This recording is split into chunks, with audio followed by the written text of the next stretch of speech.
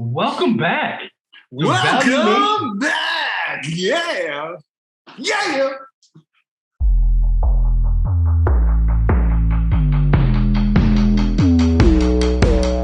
Welcome back. Welcome back. ValuNation presented by Nationwide Property and Appraisal Services, LLC. Michael Schwartz here with Charlie. What's going on, man? What's up, bro? Good to see you again. Glad to be back.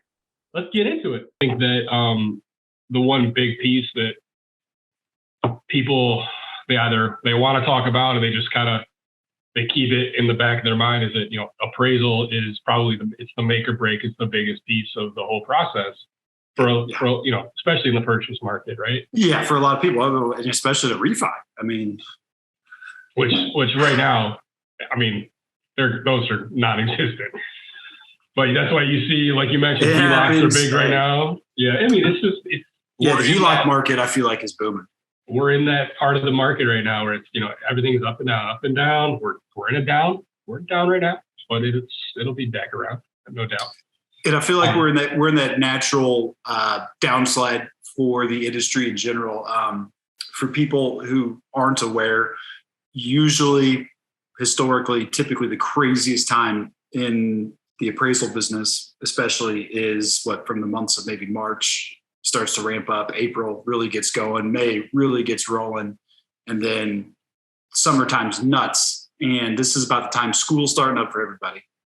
So this is kind of the natural time when the purchase season kind of slows down a little bit, which is crazy if you think about it, how much the purchase season coincides with nice weather, even though, some parts of the country have nice weather year round, and then also kids going to school.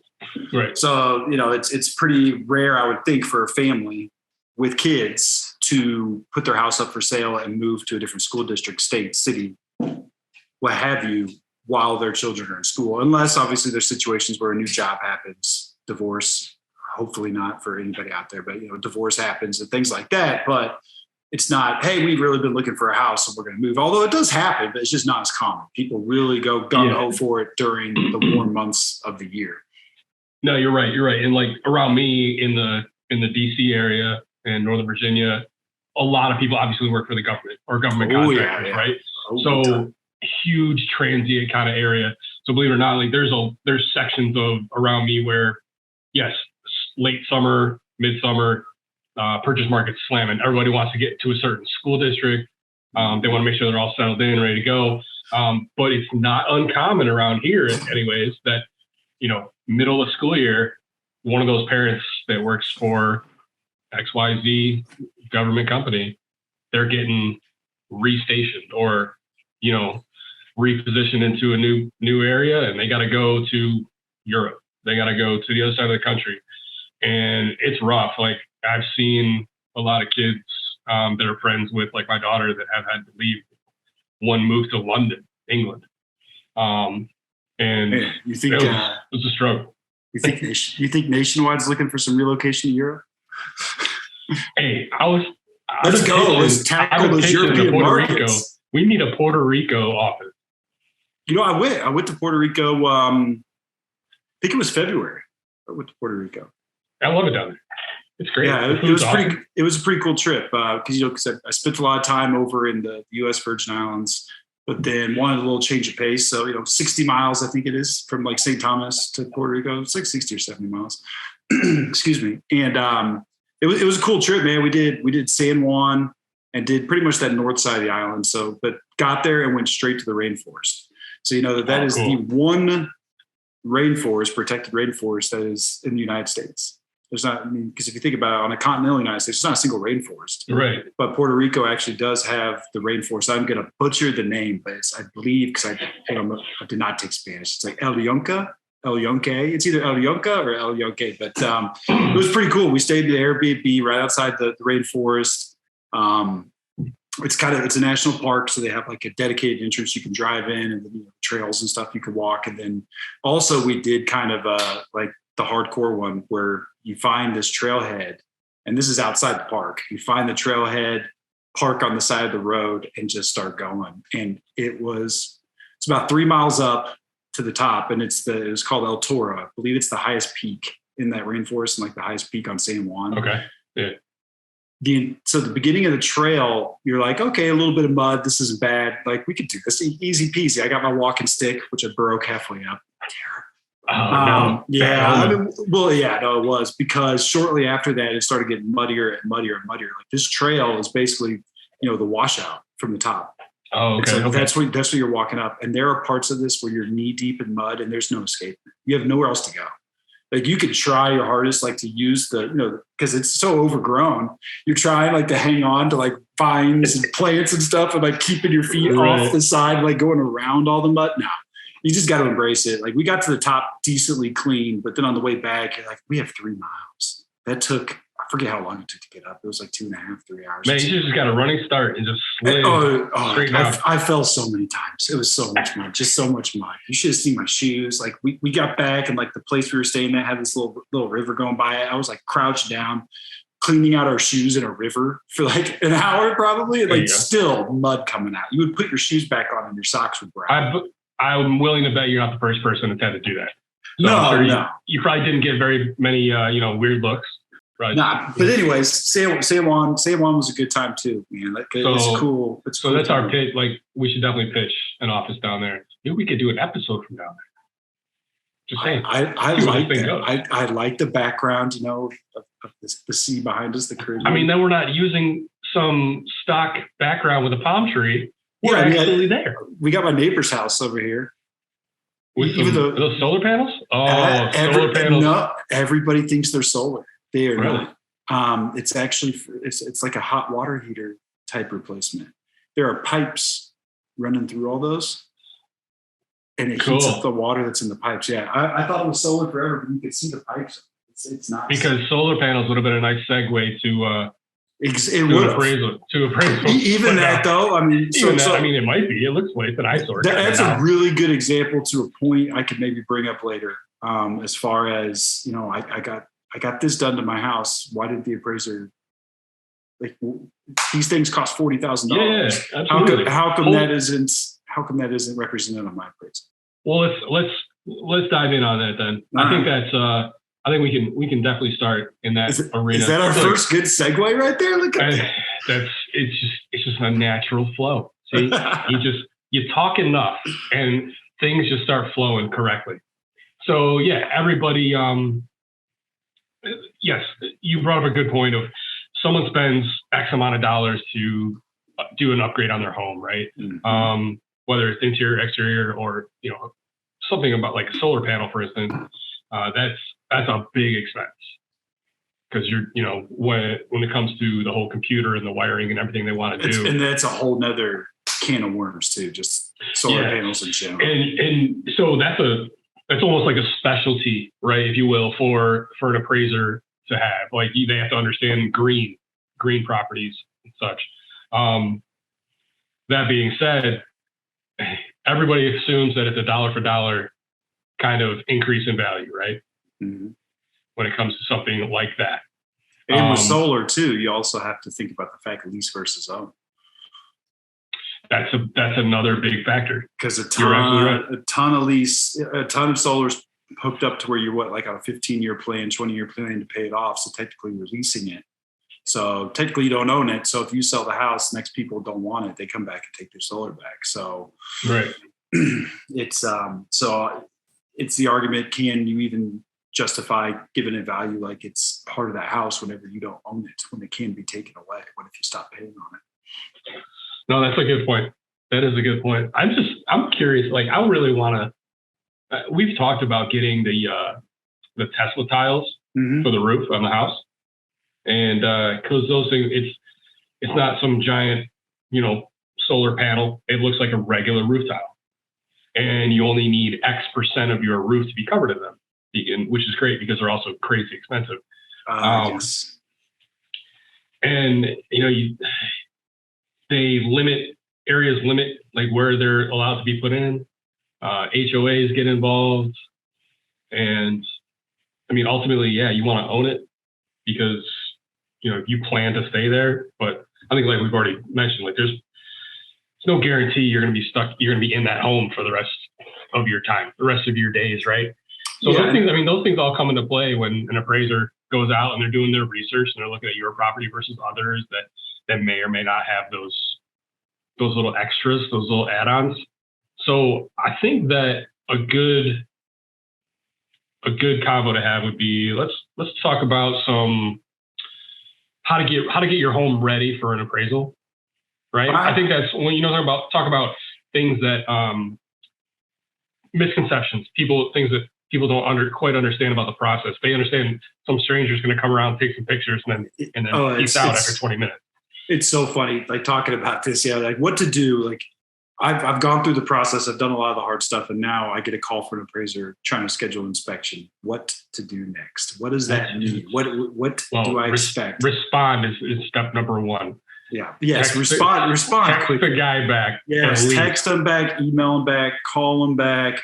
Because I'll tell you what, it is a little introduction to what we do. Because we are an appraisal management company. We are representing the appraiser to the lending company. We're representing the lending company to the appraiser. And we've already worked maybe for a day, 2 days, 3 days to get an appraiser to accept that assignment. Say, yes, I'm going to accept this file. I'm going to appraise this house. We've come to an agreement on a certain due date. So then when the appraiser reaches out to you, if you don't respond back to that appraiser for a couple of days, we're hearing from our clients who are the lenders saying, hey, why isn't this scheduled yet? We've had this order for a while. Realtors are probably involved asking the same question, bugging the lender who in turn is bugging us. So then we're bugging the appraiser and the appraiser's like, hey man, I've already reached out. I've left 2 messages, return their phone call. Return. That's all they're asking. Yes. I understand not answering a number that you don't know. I'm bad about that. What's your thoughts? So your cell phone rings and it shows a number, and like now it shows what city it's coming from for the most part. Like I almost got the cities nailed down on what spam comes from, but even if it's like Kansas City Mo and it's a number I don't know, I'm like, if it's important, they'll leave a voicemail. Yeah, or they'll text you right after. Yeah. I'll be honest. I think there's been a shift in the, and it's probably just our generation screwing up everything. But like even my wife's the same way. Phone rings. Like if you call me, like I'm not talking to you on the phone. That's her thing. Obviously, me and you being in sales, we have to talk on the phone. See, I don't mind that either, though. I'm like that in my personal life, anyways. Though, like you can get so much more accomplished in a 2-minute phone call than you can 10 minutes of absolutely. Text. But we always joke. We're like, if I actually call you, then something's very wrong. Like I'm in trouble. I need you to answer the phone. Otherwise, Charlie, pick up now. The car's in a ditch. I hit another curb. I flipped my Jeep. It didn't roll back over. That's the 7th this month. What's with the curbs? I swear. My 35-inch tires didn't roll over the curb appropriately. We're getting off the rails. But I know. I hear you. I'm the texting. Yeah, text, call the guy, email him. A lot of times you will get from our company, you will receive an email with all the appraiser's information saying, hey, we are the AMC. We do that? Yeah. Customer service sends out an email. Is this after they accept it? Yes. After the appraiser accepts it, then our customer service sends out an email saying, we are the appraisal management company. Ooh, trying here, man. I tried covering up and everything. That's embarrassing. I tried to get it in one clear. But you gotta hit mute. Was there a mute? Yeah, it's on your screen. I wonder what this does. Let me see here. Can you hear me? Can you hear me? Ladies and gentlemen, this is Michael's first time on Zoom. Can you hear me now? Believe it or not, yes. So you couldn't hear me when I turned the volume down on the mic? A little bit. What up? Oh yeah, it actually does go out. All right, we could do this for hours. I'm like Ace Ventura here with the door. This is double pane soundproof glass. That's a classic. So, all right, let's give the people what they want. Let's give them. Let's back to business. All right, so you've talked to you've spoken to the appraiser. Yep, you're scheduled. You're on the book. Inspection's going to happen. What do I need to do with my house next? All right. So I would say, first and foremost, let's talk about cleaning up the place inside and out. Now, I'm not saying like go out and spend thousands of dollars on landscape or anything like that. But, if you got a half fallen tree in your yard, you need a little curb appeal. Because he is going to take pictures. Let's get that branch out of the way. I say we started off by beating one thing out there and pounding it through this whole segment is safety concern. I think that's the biggest thing is if anything looks like it could be a safety concern, fix it, get it cleaned up. And the way I try to explain the safety concern is, say a 5-year-old managed to get away from their mom or dad, next door neighbor, right? Mom and dad are grilling, not paying attention. 5-year-old wanders next door to your property and is just wandering around. And so picture them getting close to anything that you think might be concerning. Is a 5-year-old, is there a possibility of them finding a way to hurt themselves on that? Your example, a fallen branch. 5-year-olds go see that, like, ooh, ladder to the tree. Let me climb this. And all of a sudden, it's a broken branch. The weight of that body gets up on that branch. Boom, branch falls, child falls, injury, safety concern. Safety concern. It's a great point. If you're like most people, you have your little schedule for, cutting the grass and all those things. Sure, safety concern when it comes to exterior stuff. Mm-hmm. On the same note of cleaning, let's talk about the interior. Again, not saying, hey, go out and pay a maid to come clean, detail your house. Nothing like that. No, there's no getting up on a 12-foot ladder to dust the chandelier. Let's not do that. You clean the place up. You don't want large messes. You don't want, if you got animals, you don't want a ton of, if your animals have accidents in the house, you don't want any evidence of that around. Right. Piles of dirt in mud rooms. Piles of dirt, yeah. Food piled up on the counter, typical things. Food stuck to the cabinets, things like that. Because one of the big overall things the appraiser is going to be looking at, right, is quality and condition. Quality is how the house is built. So cleaning it up isn't going to affect that. The condition, they're looking at the overall condition of the property. And so it's going to be a cumulative type thing. Yes, on one part of the appraisal, they are going to rate the condition of different materials, different sections of the house, the walls, the floors, the roof. But overall, your house is going to get an overall rating of what the condition of the home is. And so more C1 through C6. Yeah. I've only seen 1 6.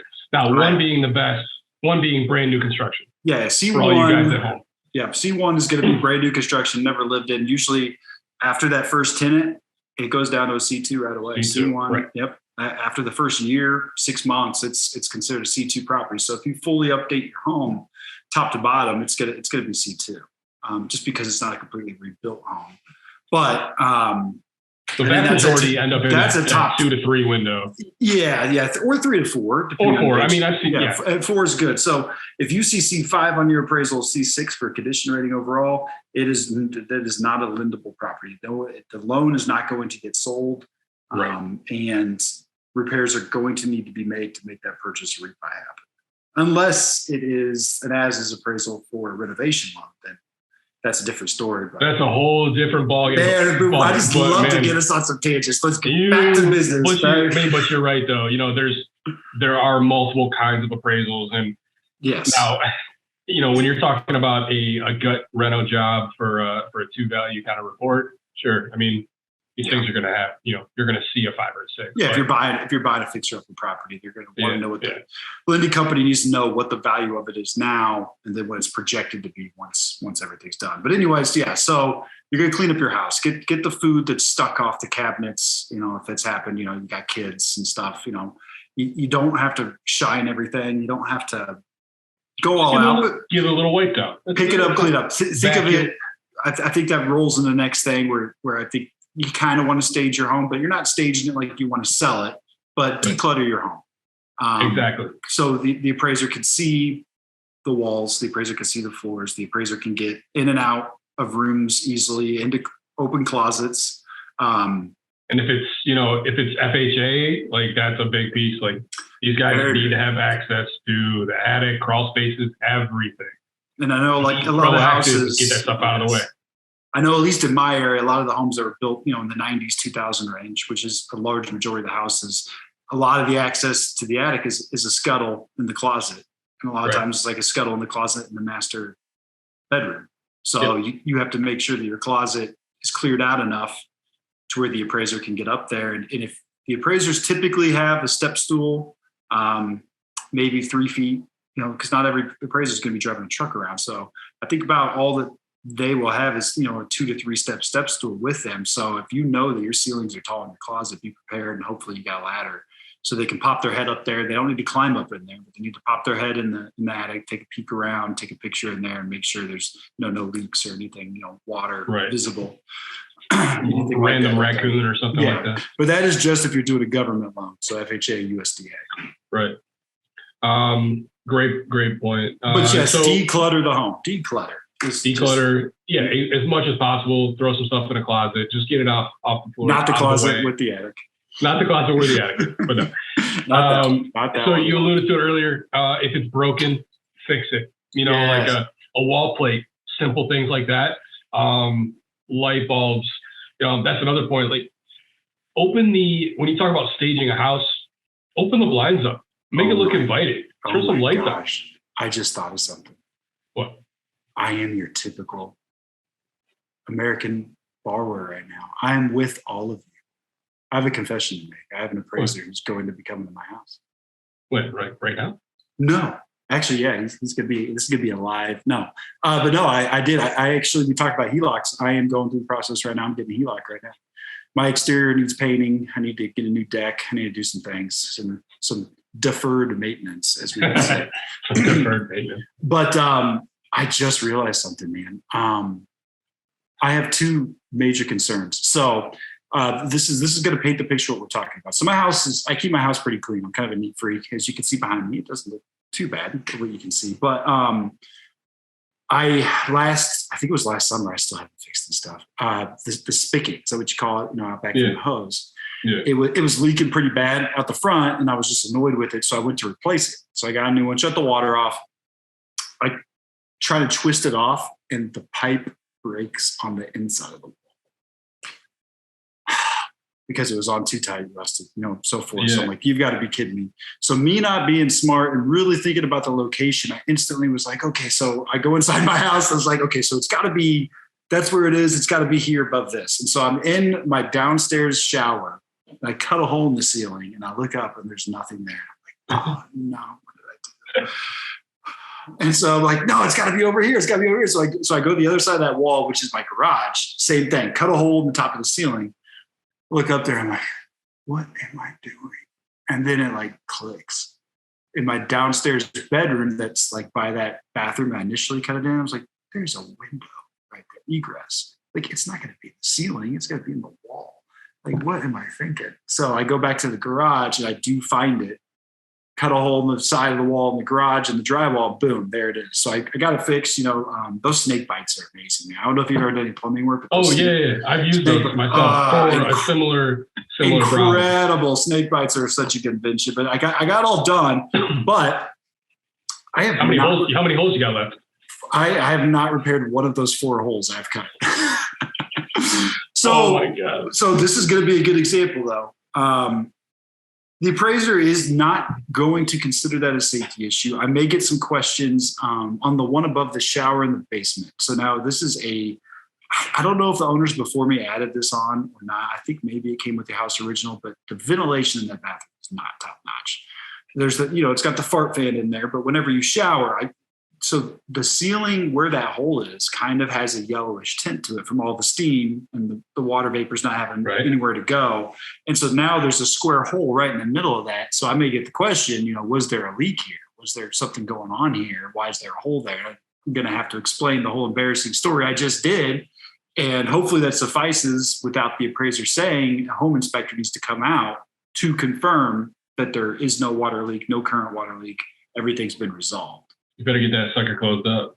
So yeah, it's a cosmetic issue. But for the purposes of an appraisal to protect the lender, they might want to know if there is an actual concern for the home, seeing that I got those holes. So that is a pretty solid example. And the other thing I really got to do is some of my smoke detectors died. Oh, come on, guy. 9-volt batteries. But no, they're old, crappy yellow smoke detectors. So like I need to replace the smoke detectors themselves. But have you ever tried doing that? Because then you got to match up the bracket that's already on the ceiling to the new one, and you got to know which one to buy. And it's like sometimes they don't fit on the bracket that's already there. It's the hard ones. So like, yes, that's a nuisance for sure. But the really hard ones are when they're actually all wired together in the house. So like that's the way these are. And so I don't know. Yeah. So like if one goes off, another one goes off. They all start going off. Yeah, the whole house lights up. Those are the worst. Yeah, and it's like that's why I've been putting this off. But I might pop them back up just for the. No, I can't say that on this. You can't help. You gotta fix it. This is not like how to get around the appraisal process. Let's move on from it. So think it outside the box. Fix it. If it's broken, just fix it. Little stuff. Do you see the stuff I'm doing here? See, it's not big stuff, but it's stuff you got to think about because you do need your smoke detectors. That's the reason I want to bring that up. You need your smoke detectors in the house. Not all states require it, but get a carbon monoxide detector in your house, regardless if it's required or not by your state. Right. Like I have one in my hallway, right by the bedroom doors. There's a plug, in the hallway. I got one of those plug-in ones that has a battery backup. Boom, done. I mean, it's something you should have anyways. You don't want to go to sleep and not wake up because your furnace is leaking or something's going on in the garage, and all of a sudden you don't wake up because of carbon monoxide. Right. No, they're like $20. Get one. All right. So and we kind of touched on getting in and out of rooms, right? Easy access to rooms and closets and stuff. That goes with decluttering. Don't have any locked doors. Make sure anybody in the house is aware that an appraiser will be coming and needs to photograph and go into all bedrooms and bathrooms. Yeah, you landlords out there and investors. Yes. You guys have some real problems with. Now, I'm a landlord as well. I have a rental property, and it's tough to coordinate with a tenant. But yeah, they got to see all the rooms, or else they're going to have to go back out, and they're going to charge a trip fee, $150 right off the gate. Well, speaking of making things easy for the appraiser and getting out of the way, we are going to get out of your way for the day. It was a pleasure. Hopefully we shed some light on some topics that you hadn't heard of and you got to learn a little bit from us. Charlie? Yeah, absolutely. I hope you guys liked what we had to offer for today. Make sure to go like and follow us on all social media platforms. We got it all. Facebook, IG, LinkedIn, TikTok, and Twitter. Like and subscribe for us here on YouTube. Click that little bell icon so you get the notifications when you can see our beautiful faces again. We're everywhere. Always want to give a shout out to Jordan, our fantastic producer. She has to sit here and listen to us ramble. Like, do you realize how much time we actually ramble and then how much this gets condensed down to? I mean, we kill a lot of her day. I guarantee it. Jordan's a saint for this, an absolute saint. Right on. So this is We Are ValuNation, presented by Nationwide AMC. Thank you. Nationwide.